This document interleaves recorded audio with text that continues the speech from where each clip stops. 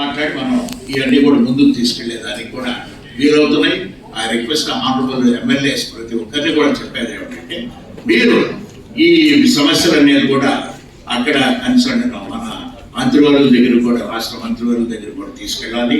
అదేవిధంగా సెక్రటరీ వారి దగ్గర కూడా తీసుకెళ్ళి మనకున్న లోకల్గా ఉన్న సమస్యలు అనేది కూడా ఈ విధంగా ఉన్నాయి, మీరు మా సమస్యలు రికమెండ్ చేస్తే ఢిల్లీలో అక్కడ మేము చేసుకునే దాని వరకు శాంక్షన్ చేసుకునే ప్రయత్నం కూడా చేస్తాం అనేది మీరు కూడా ఇన్సిస్ట్ చేస్తేనే బాగుంటున్నప్పుడు.